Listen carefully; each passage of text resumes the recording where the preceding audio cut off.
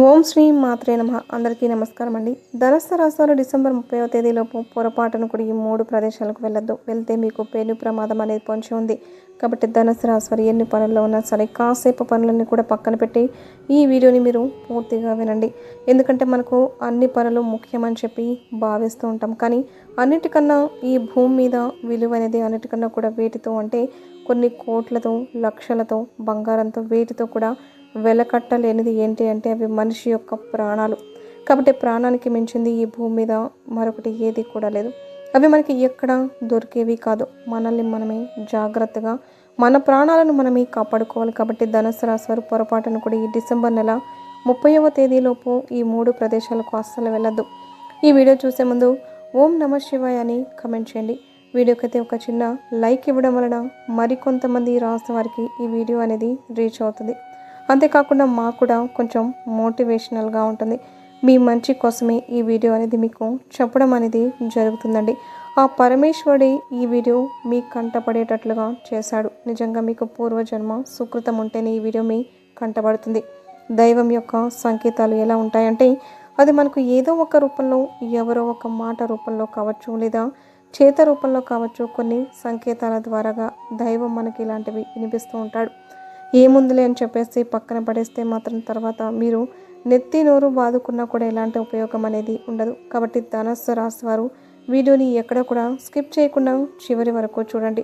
ఎందుకంటే ఈ వీడియో మీకు 100కి 1000% ఉపయోగపడుతుంది. మీ యొక్క ప్రాణాల కోసం, మీ యొక్క కుటుంబ సంక్షేమం కోసమే ఈ వీడియో చెప్పడం అనేది జరుగుతుందండి. కాబట్టి పూర్తిగా వింటేనే మేము ఏం చెబుతున్నామో మీకు క్లియర్గా అర్థమవుతుంది. వీరిని చూసినట్లయితే చాలా తెలివైనటువంటి వారు, చాలా చురుకైనటువంటి వ్యక్తులు. కాబట్టి ఈ రాశి వారు జీవితంలో పెద్ద మార్పులను, కష్టాలను ఎదుర్కొని మరింత శక్తివంతంగా మారే స్వభావం కలిగి ఉంటారు. ధనుస్సు రాశి వారికి విషయాల లోతును తెలుసుకునే శక్తి ఎక్కువగా ఉంటుంది. దాగిన సత్యాలను, రహస్యాలను కనుగొనడంలో వీరు నిపుణులు. వీరు తమ మనసులో మాటలను, భావాలను ఇతరులకు తేలిగ్గా చెప్పరు. వీరి గురించి తెలుసుకోవడం కొంచెం కష్టం.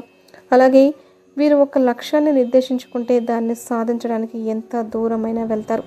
వీరి పట్టుదల అపారమైనది. వీరు ఇతరుల తప్పులను, మోసాలను అంత త్వరగా క్షమించలేరు. వీరు ప్రేమించే వ్యక్తుల పట్ల చాలా విశ్వసనీయంగా మరియు అంకిత భావంతో ఉంటారు. వీరు మోసపోయినా లేదా గాయపడినా ప్రతీకారం తీర్చుకునే మనస్తత్వాన్ని కలిగి ఉంటారు. వీరి తీవ్రమైన భావోద్వేగాల కారణంగా వీరు కొన్నిసార్లు మూడీగా ఉండవచ్చు.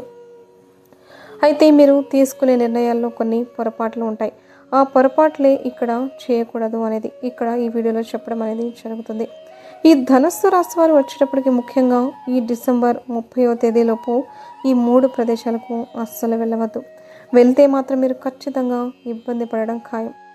ఈ ధనుస్సు రాశి వారు ఏంటంటే చాలా సరదాగా ఉంటూ ఉంటారు. వీరికి ఎప్పుడు కూడా చుట్టూతా నలుగురిలో కూర్చోవడం, నలుగురితో మాట్లాడడం, ఫ్రెండ్స్ అని, స్నేహితులని, బంధువులని ఇలా వీళ్ళ దగ్గరికి ఎవరో ఒకరు రావడం, లేకపోతే వీళ్ళు ఎవరో ఒకరి దగ్గరికి వెళ్ళడం ఏంటంటే కాస్తంత సరదాగా సందడిగా ఉండడానికి ఎక్కువగా ఇష్టపడుతూ ఉంటారు.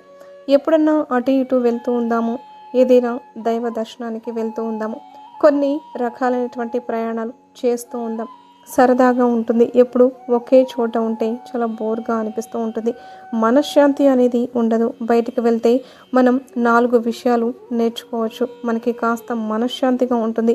ఎప్పుడు కూడా ఈ బాధలు అది ఇది అని చెప్పేసి ఏంటంటే వీళ్ళు కాస్త ప్రకృతిని ప్రేమించడానికి ఎక్కువగా ఇష్టపడుతూ ఉంటారు. ప్రకృతిలో తిరగడానికి ఎక్కువగా ఇష్టపడుతూ ఉంటారు. అయితే ప్రజెంట్ వచ్చేటప్పటికి ఇప్పుడు రోజులైతే మాత్రం ఇలాంటి రోజులు అస్సలు కావండి. ముఖ్యంగా ఈ డిసెంబర్ నెల మొత్తం కూడా ఈ ధనుస్సు రాశి వారు ఎలాంటి ప్రయాణాలు పెట్టుకోకుండా ఉండడమే మంచిది. అందులో వెళ్ళకూడనటువంటి మొట్టమొదటి ప్రదేశం వచ్చేటప్పటికి ఏంటి అంటే మీరు చాలా దైవభక్తిని కలిగి ఉంటారు. ఎక్కువగా దైవాన్ని దర్శిస్తూ ఉంటారు. దేవుడి పూజలు, దైవం మీద నమ్మకం కావచ్చు, మనకున్నటువంటి అన్ని రకాల సాంప్రదాయాలను పాటించడం, హిందూ సాంప్రదాయాలను ఇలా కట్టుబాట్లకు, పద్ధతులకు, సాంప్రదాయాలకు, దైవం యొక్క పూజలకు మంచిగా విలువ ఇచ్చేటటువంటి వ్యక్తులుగా చెప్పుకోవచ్చు. అలా వీళ్ళు ఏంటంటే దైవ దర్శనానికి వెళ్తే మనకు పుణ్యం వస్తుంది, బాగుంటుంది అని చెప్పేసి కుటుంబంతో సహా కూడా వెళ్ళడానికి ఎక్కువగా ఇష్టపడుతూ ఉంటారు. అయితే ఇప్పుడు మనకు దైవం దగ్గరికి వెళ్ళడం మంచిది. దానివల్ల మనకి పుణ్యం వస్తుంది, కాదని అనడం లేదు. కాకపోతే ఇప్పుడున్నటువంటి రోజులు ఎలా ఉన్నాయి అంటే మనకు గ్రహాలన్నీ కూడా వ్యతిరేకంగా ఉన్నాయి. బయటికి వెళ్తే అది దైవ దర్శనానికైనా కావచ్చండి.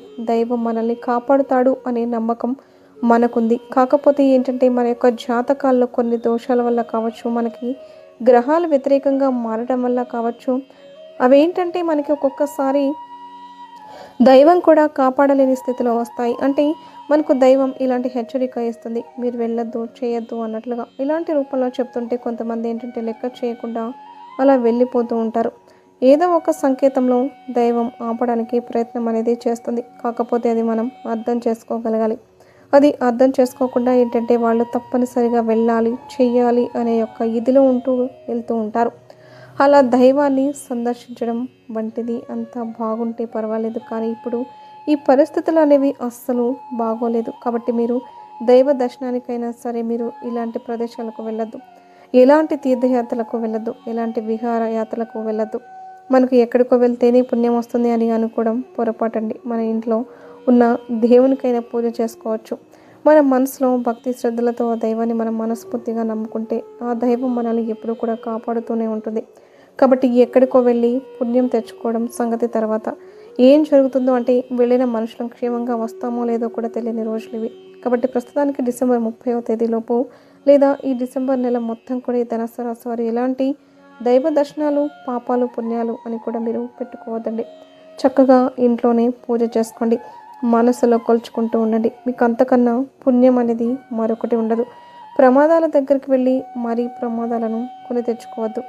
తర్వాత మళ్ళీ మీరే ఎంత బాధపడినా కూడా ఉపయోగం అనేది ఉండదు. అలాగే కుటుంబంలో అందరూ వెళ్తూ ఉంటారు, కానీ అలా కుటుంబంలో అందరూ వెళ్ళేటటువంటి రోజులు కూడా కాదు ఈరోజు.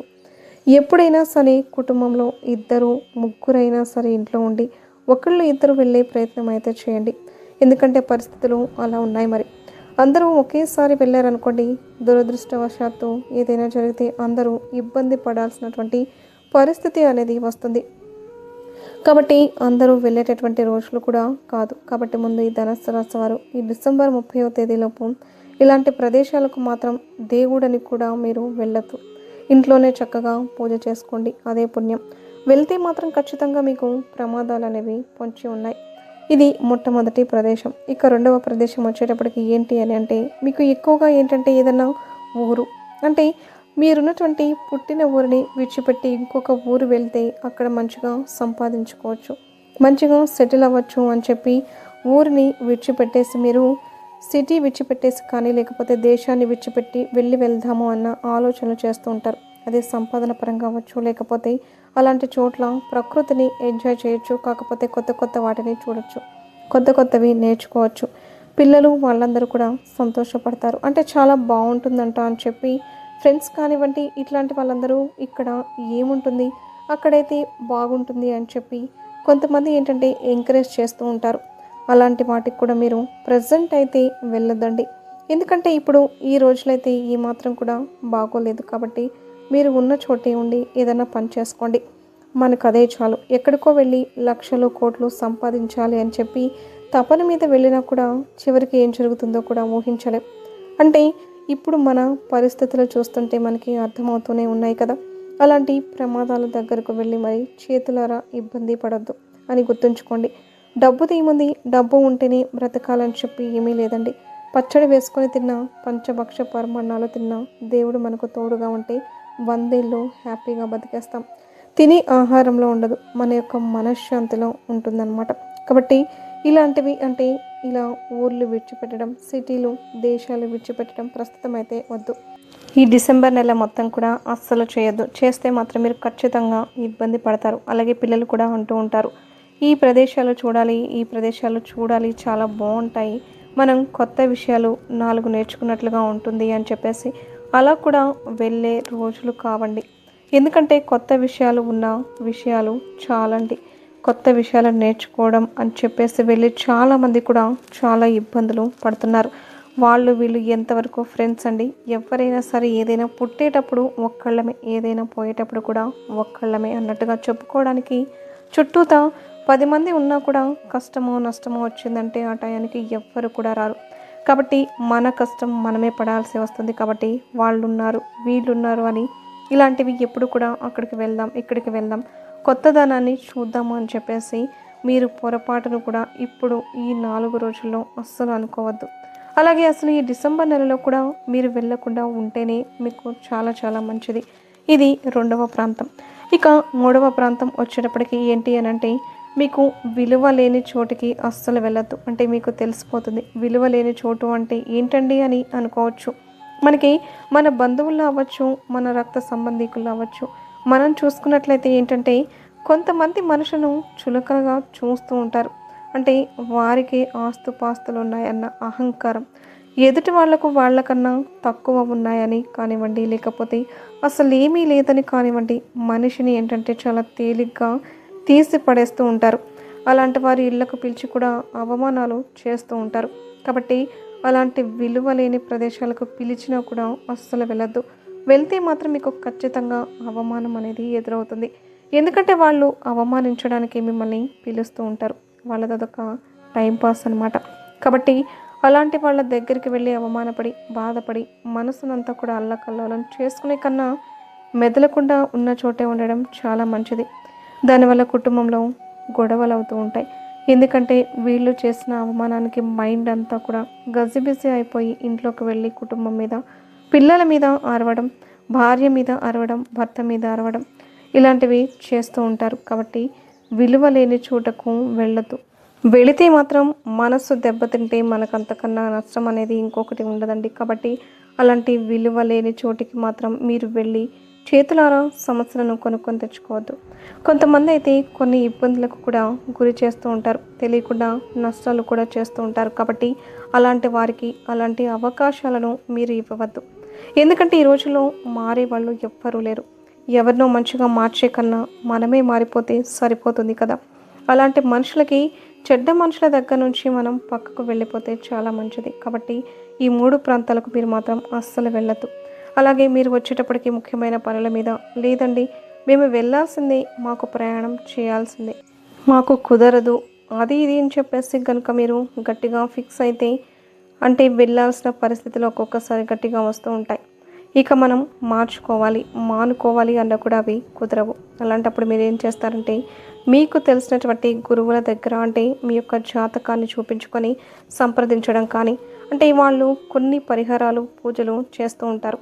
అలా మీరు బయటకు వెళ్ళినా కూడా ఇబ్బంది కలగకుండా, ఆ యొక్క ప్రమాదం అనేది కలగకుండా వాళ్ళు చేసే పూజలు, పరిహారాలు అనేవి మిమ్మల్ని ఆ ఇబ్బంది నుంచి బయటపడేస్తాయి. కాబట్టి మీరు ఇలా ఏదైనా గురువులను సంప్రదించడం, వాళ్ళకి ఫోన్ చేసి అడగడం, లేదా పండితులకు మీ యొక్క జాతకాన్ని చూపించి సంప్రదించడం, వాళ్ళు చెప్పే విధంగా పూజలు చేసుకొని ఆ తర్వాత మీరు వెళ్తే ఆ ఇబ్బంది నుంచి మీరు తప్పించుకోవచ్చు. అంతేగాని ఏముందిలే అని చెప్పేసి మీరు మీ సొంత ప్రయత్నంగా మాత్రం వెళ్ళొద్దు. ఎందుకంటే మనం జాగ్రత్తగా ఉన్నప్పటికీ మన టైం ఎలా ఉంటుందో తెలియదు. ప్రమాదం ఎప్పుడు ఏ దిక్కు నుంచి వచ్చి పడుతుందో కూడా మనకు తెలియదు. కాబట్టి జాగ్రత్త అనేది మనకు తప్పనిసరి. ఈ యొక్క జాగ్రత్త కోసమే ఇక్కడ మేము చెప్పడం అనేది జరుగుతుంది. కాబట్టి ధనస్సు రాశి వారు మాత్రం ఒకవేళ వెళ్ళాల్సి వస్తే మేము చెప్పిన విధంగా చేయండి చాలు. లేదా అసలు బయటికి వెళ్ళడం మానేసేటటువంటి ప్రయత్నం అయితే చేయండి. మీరు చేసే చిన్న చిన్న ప్రయాణాలైనా సరే జాగ్రత్త అనేది తప్పనిసరి. మీరు బైక్ మీద వెళ్ళేటప్పుడు కానీ, కార్లలో వెళ్ళేటప్పుడు కానీ, బస్సులో వెళ్ళేటప్పుడు కానీ, ఏదైనా సరే జాగ్రత్త అనేది మీకు తప్పనిసరి. మీరు దైవాన్ని నమ్ముకోండి, దైవానికి సంబంధించిన పూజలు చేసుకోండి, పరిహారాలు చేసుకోండి. మీకు శివారాధన బాగా కలిసి వస్తుంది. కాబట్టి తప్పకుండా ఆ పరమేశ్వడికి చక్కగా పూజ చేసుకోవడం, పరమేశ్వడికి అభిషేకం చేసుకోవడం వలన మీకు సమస్యలు, గండాలు చాలా వరకు తగ్గుతాయి. అలాగే మీరు గోమాత యొక్క పూజ కూడా మీకు బాగా కలిసి వస్తుంది. గోమాతకు పూజ చేసుకోవడం, గోమాతలో ముక్కోటి దేవతలు కొలువై ఉంటారు. కాబట్టి వారి యొక్క ఆశీర్వాదం అనేది ఉంటుంది. గోవుకు ఆహారంగా ఏదైనా పచ్చిగడ్డిని కానివ్వండి, నానబెట్టిన పెసలు ఇలాంటివి ఏదైనా తినిపించే ప్రయత్నం కూడా చేయడం వల్ల మీ యొక్క దోషాలు అనేవి తగ్గే అవకాశం అనేది ఉంటుంది. అలాగే ఇంట్లో కూడా నిత్యం దీపారాధన చేసుకోండి. దీపారాధన చేయడం వల్ల మీకున్న నెగిటివిటీ అనేది తగ్గే అవకాశం ఉంటుంది. మీరు సమస్యల నుంచి బయటపడే అవకాశం అనేది ఉంటుంది. కాబట్టి మీరు ముఖ్యంగా ఈ యొక్క 15 రోజులు అయితే మాత్రం ఎలాంటి ప్రయాణాలు పెట్టుకోవద్దు. మీరు జాగ్రత్తగా ఉండండి. ఆ దైవం యొక్క సంకేతం వల్లే ఈ వీడియో మీ యొక్క అదృష్టం ప్రకారం మీరు వింటున్నారు కాబట్టి జాగ్రత్తగా ఉండండి.